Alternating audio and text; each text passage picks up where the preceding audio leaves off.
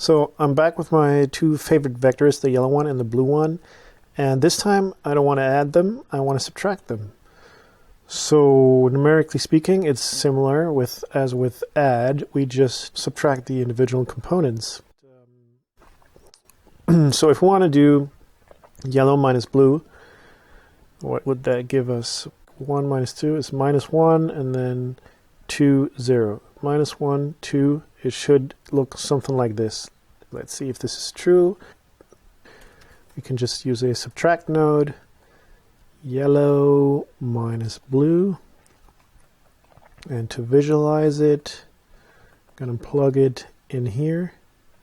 And it looks like I was correct. So this is my resulting vector of the subtraction. And let's see what happens if I change the order here.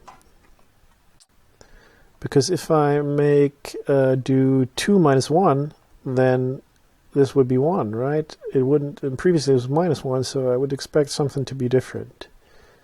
Let's see. And indeed, the resulting vector is not the same, so the order matters here. It's quite important to be aware of that. Although it depends on what you want to do. But it looks like this other vector here, this new one, is on the same line. It's just flipped. I'm going to go back to the previous one, and I just want to see, well, if we remember, when we did addition, we moved the second vector to the tip of the first one, like this, and then the resulting vector was this guy here. Now it looks like we're doing the same thing, but before we add the blue one, we're also flipping it, so it's like we're scaling it or multiplying it by -1. And so then that's how we would end up here.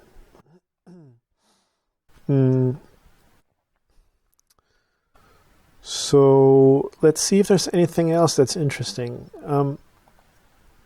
If we take this red vector and move it around, and like I said before, it does not matter where this vector is drawn as long as we keep the direction and the length the same. This is still going to be that same vector no matter where we draw it. So I could move it here, and then I would see that this vector is actually giving me the direction where it's going from the blue one to the yellow one. This is quite interesting and potentially really useful, right? And then if I change the order here, oh, no, this one there, then we can see it's going from the yellow one to the blue one if I were to move this here. So this is actually quite a handy thing, because let's say I think of these two vectors, the blue one and the yellow one, as points. Well, if I wanted to go from this point here to this point, then I would just have to subtract one vector from the other, and this will give me the vector that will allow me to do that. Right? I would just add that and maybe scale it to go in a certain direction. So in other words, if I want to go, this is the way that I remember it. This is not scientific notation or anything, but if I have a point A and I got a vector for that, and I want to go to point B, or to get the vector to point B, what I have to do is B minus A. Or in other words, the destination minus the source. This is going to give me the vector going in that direction. And let's now look at an example of this. So, I want to mention one other thing. The other useful property, this is going to give me a useful direction, but it's also potentially interesting because this, if I know the length of this vector, I can know the distance between these 2 points, right? And luckily, there's a node for that just gives me the length of the vector. So all you need to do is just plug this in, and this will return a float with the length of the vector, and therefore the distance between 2 points. And in that instance, it doesn't matter whether this vector is going this direction or that direction. The length is going to be the same. So anyway, so I just want to wrap this up with an example that you might have seen in other videos. But I think this is a good example because it'll combine all 3 things I've talked about, addition, subtraction, and multiplication, to one little practical example, and that is how to create a basic blend shape. If I have 2 objects and I make, I don't know, let's just say this is my target,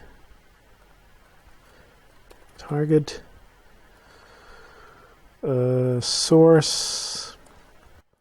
I just want to blend from this source to this target, then I could do this by, well, what we just learned is if I want to get the vector from here to here, from this point to this point, for instance, do this for every point, but let's say this is A and this is B, then I just have to go B minus, and that's a minus A, right? And then all that's left to do is just add that to the original point position and maybe blend it, or not maybe, but blend it with a multiplication by a scalar. So let's do it. I bring in the source and the target. I want to get the point position for both of these.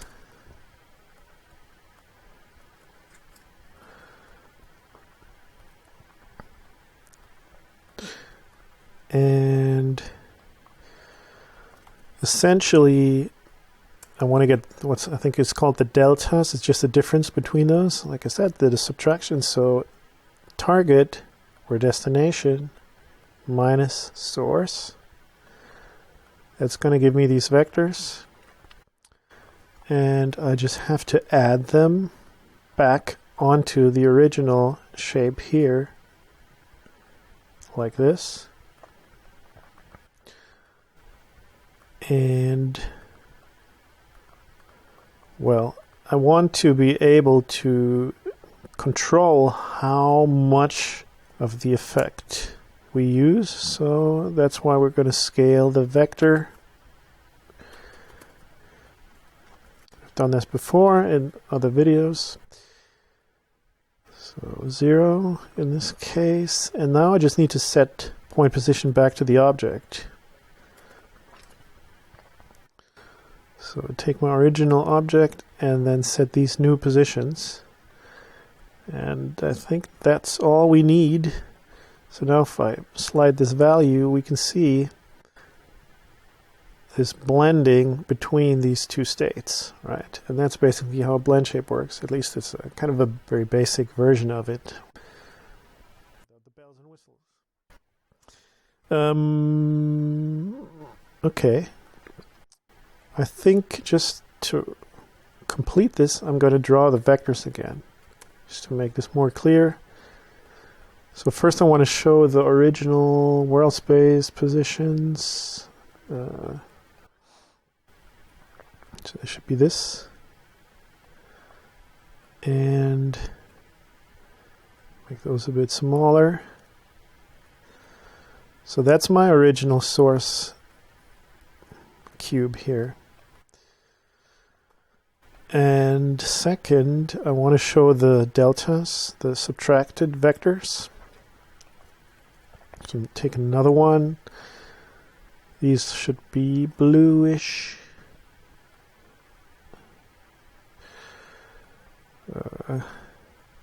Like that. And note that they're drawn from the origin in this case, which, again, it doesn't matter as long as the direction and the length are consistent, but I think it's easier to draw them from the actual points, so I'm just going to draw them like this. And then lastly, I want to also show the resulting vectors for the resulting point positions.